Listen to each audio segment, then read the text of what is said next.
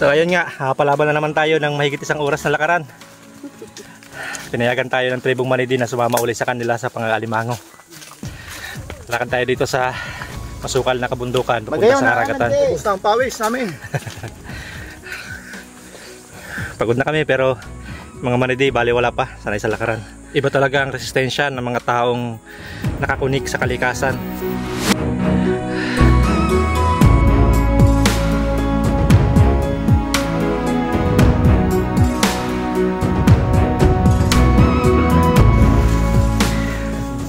Ito po ang kanilang gagamiting panali sa mga dambuhalang alimango. Balat ng kahoy.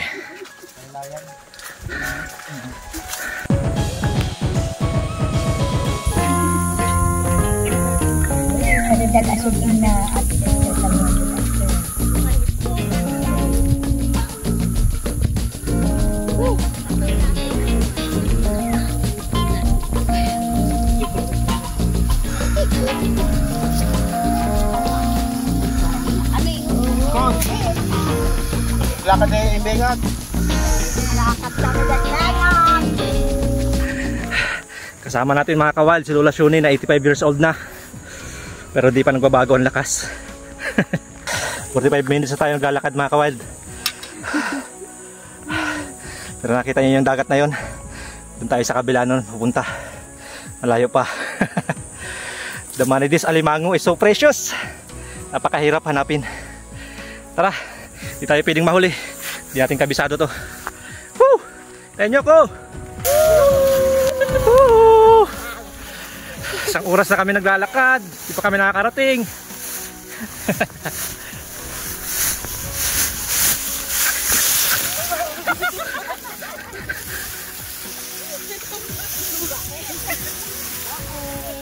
Tumba ko mga kawild. Pudel.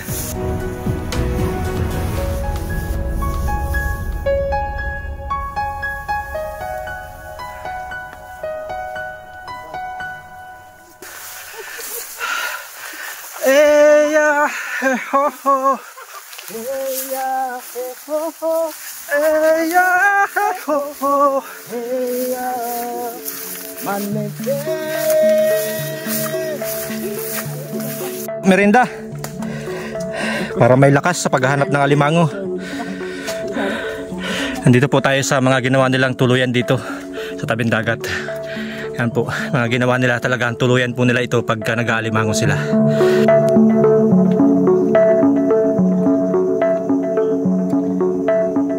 Saan po Lola Shuni? Oh, sini. Ito lang po. Ay, ayun nga. Andyan lang. Nahibasan siya. Ano pag-uli nito? Daliri mo dyan. Ang daliri ko dyan. Pang-ariyan.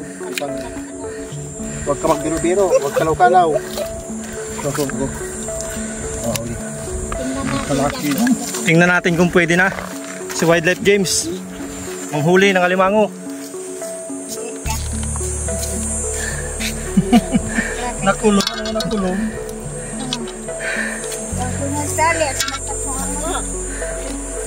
Ayun na. Marunong na si Wildlife James mga kawild. Marunong na po. Baka mapigtal mo yung ano, sipit. Wow. 1-0.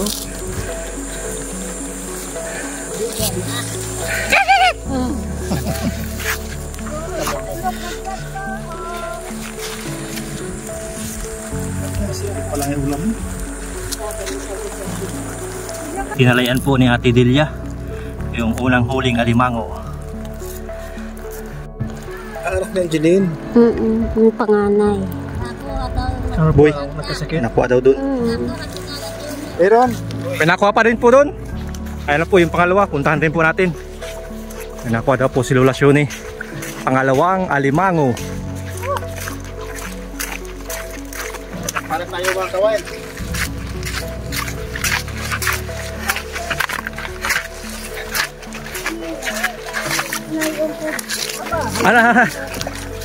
Ayan po. Natabunan lang po ng buhangin. Kahit malabo ng mata ni Lola Shuni, hindi ka makakatago dyan. Subukan po ni Wildlife James. James po na mahuli mga kawain. James huli, ang huli. Samo lang. Uy! Pangalawang huli. Grabe ano, hindi mo talaga mahalata pag di mo kilala. Nakatago na kala mo yung bato. Nagdaan po ako dyan kanina mga kawild, dumaan ako dyan. Di ko man lang nakita. Nagdaan ni Lola Shuni, nakita niya. Ano ko yung... Ayos. Medyo marit siya kaysa doon sa nauna. Pangalawa, gakod.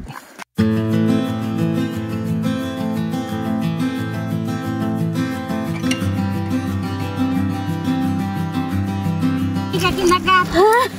Dalawa. Hindi mo na. Tinuntungan mo na. Ay lang. Tinungtungan ko lang, alimango pala. Grabe nanguwak. Grabe lang. Talagang. Hindi talaga ako pwedeng maghanap ng alimango. Nakita ni Nanay Delia. Alimango pala yun. Ngayon nung gamit niya. Ginayon ko isang ko. Parang bato. Alimango pala. Oh. Grabe ang mga alimango dito ah. Nakadisguise lang. Ayan oh. Galing na ako dyan kanina. Ay! Nakakagat si Jude. Natama ka na sana. Natamakan ko lang. Ay, naputol. Ako nakagat din ako ng gayaan. Wala ka ng laban ngayon. Ay, maso. Tatlo na mga kawail. Isa, dalawa, tatlo. At meron pa pong hinahanap sila doon. Nakakagat si Jude. Di pa sanay.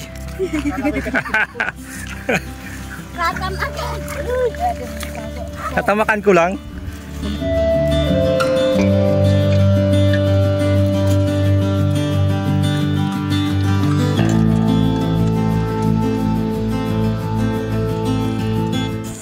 Pag nakuha po mga kawal yung alimango dito, pang-apat na. Kaya lang medyo malalim. Sana makuha, malaki daw po yan. Baklase, ay kagating ka. Baklaseng alimango. Ang likod niya, parang bato. Oh, baklase. Ang sipit niya. Ito mismo. Yan. Oo. Bitawan natin kasi ang late man. Ibang klase, no? Oh. Ganda tingnan. Ang klaseng alimango yan. Kala mo shell? Oh, na. Tago na. Tago na siya. Nilubog na ang sarili. Wala na. Wala na. Klaro na sila mga kawald. Layo na. Let's go.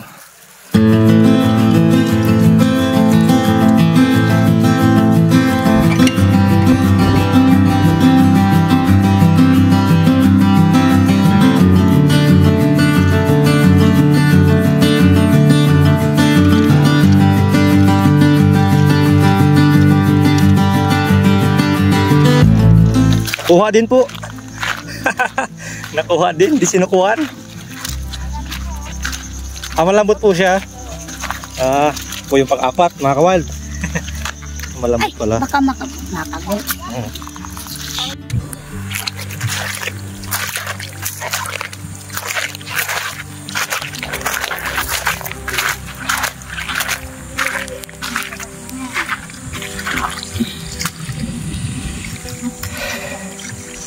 Yan na po ang pang-anim kung makukuha. Kung makukuha.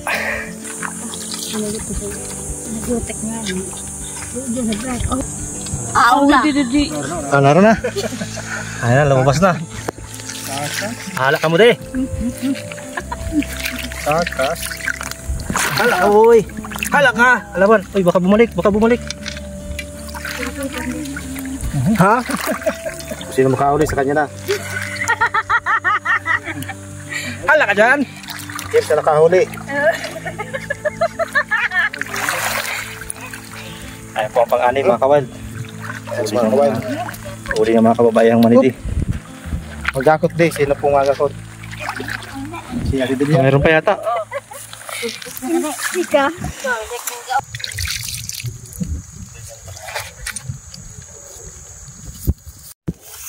Doon. Ikot.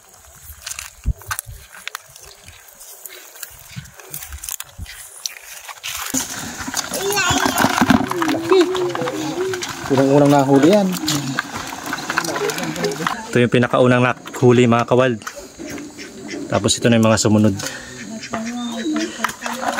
Uy, dalawat mga kawild. Po, Lola, salamat po. Salamat. Bukas po magkadala kami ng bigas. Binili natin mga kawild ng 500 ang kilo. 2 kilo. Kasi alam natin napakahirap maghanap. Napakalayo. Yun mga kawild. Daming kuliglig. Dito tayo ngayon sa tribo. Sila po yung magaling manghuli ng alimango. Kasi namahan natin kahapon. Dalaki yung nahuli nilang alimango. Yan. Yan sila Lola Shoni. Yan. Kalimitan dito sa tribo mga kawild. Mga babae talaga yung nanguhuli ng mga alimango. Yan. Ayaw po Lola. Ay, mabigat.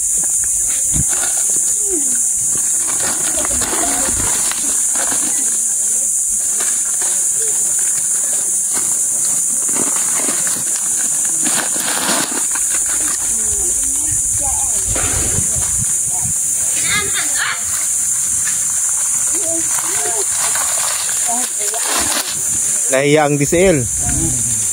Ito yung pinakabata naman sa tribo na nanguhuli ng alimango. Oo, magaling yan manghuli. 9 na taon pa lang yan. Si Lola magkakano na. 84. Na ito si Lola. Pero napakalakas pa. Si Maylin yata pinakabata. Halos 2 taon tayo kasama ni Lola mga kawild. Pero hindi nagbabago yung lakas ni Lola.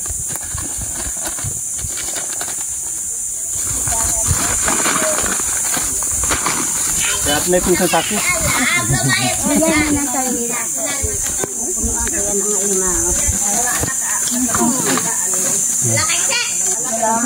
Salamat po.